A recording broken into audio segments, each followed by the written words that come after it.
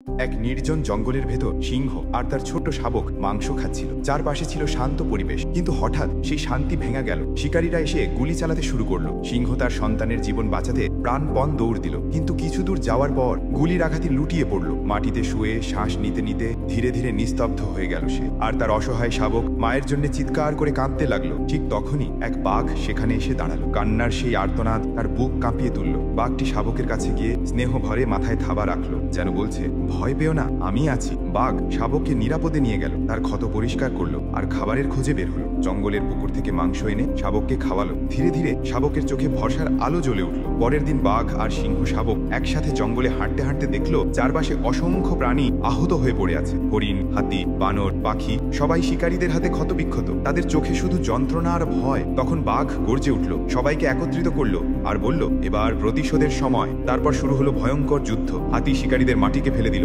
বানররা পাথর ছুঁড়ল, হরিণ লাথি মারলো আর বাঘ ঝাঁপিয়ে পড়লো শিকারীদের উপর। পুরো জঙ্গল কেঁপে উঠল প্রাণীদের ঐক্যের শক্তিতে। শিকারীরা শেষ চেষ্টা করলো পালানোর। তারা হেলিকপ্টারে উঠে আকাশে ভেসে গেল, কিন্তু বাঘ থামলো না। মেশিন গান তুলে আকাশের দিকে তাকিয়ে গুলি চালালো। মুহূর্তের মধ্যেই আগুনের গোলা হয়ে জঙ্গলের ভেতর ভেঙে পড়লো হেলিকপ্টার। সব শেষ, যুদ্ধ জিতে গেছে প্রাণীরা। কিন্তু সেই মুহূর্তেও সিংহের ছোট্ট শাবক কাঁদছে, তার চোখ দিয়ে গড়িয়ে পড়ছে অশ্রু, কারণ কেউ এখনো এই গল্পটিকে ভালোবেসে একটি লাইক দেয়নি।